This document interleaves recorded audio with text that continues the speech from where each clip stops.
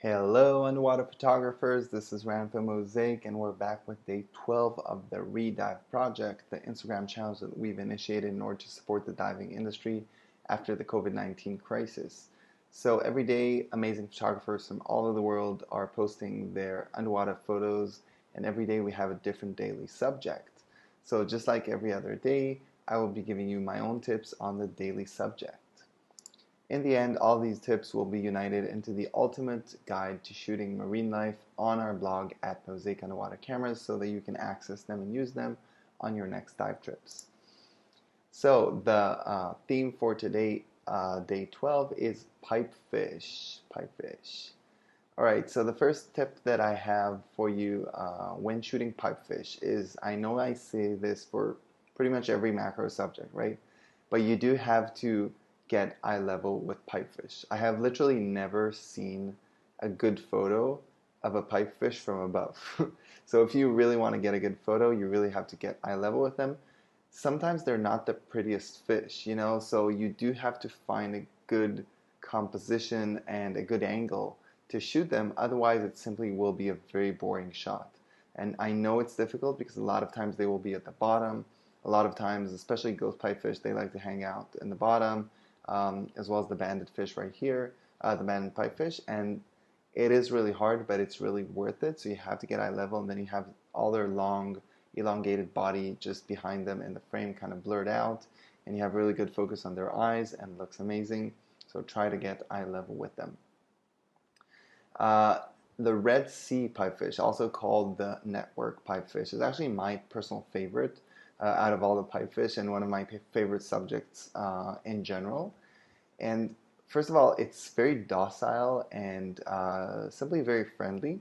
So when you encounter it, and of course it's only in the Red Sea, so when you encounter it, it's fairly easy to shoot it. It won't run away. It won't hide too much. A lot of times it's out in the open, just swimming along the soft coral, and they're simply beautiful. I mean, out of all the pipefish that I've seen, they are probably one of the most beautiful pipefish ever.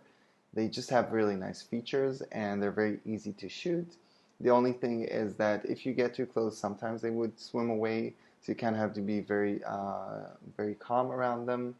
And you can even shoot them with a compact camera. You don't need such a big working distance because they actually let you get very close to them. And also when swimming, they kind of swim a little bit and then stop. Swim, then stop. So that gives you an opportunity to shoot them in a way that looks really, really good.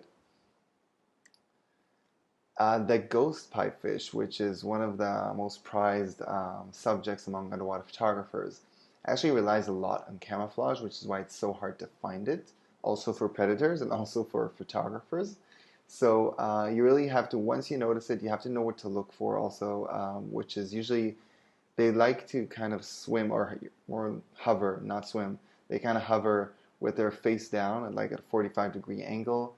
And you would see them hiding among coral and other types of marine life where they can camouflage themselves. Once you find them, then your challenge is to actually emphasize them and show them in the picture. Otherwise, it will be very hard for the viewer to actually see them, just like any other animal that relies on camouflage. Try to focus on the eyes, which I know it is difficult because it's kind of hard to see their eyes sometimes, but they are really beautiful, and once you do manage to separate them from the background, you'll get an amazing shot.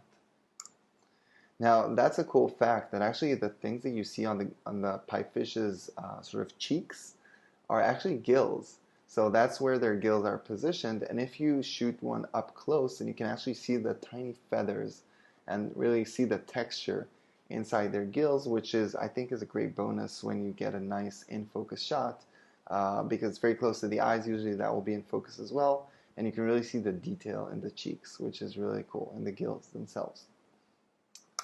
Alright, so that's it for the Redive project for today. I hope you enjoyed those tips, and please join me again tomorrow on day 13. Until then, post your amazing pipefish photos on Instagram. Use the hashtag RediveProject by UW Cameras, which is Mozaik UW Cameras' Instagram handle. And until tomorrow, enjoy, take care.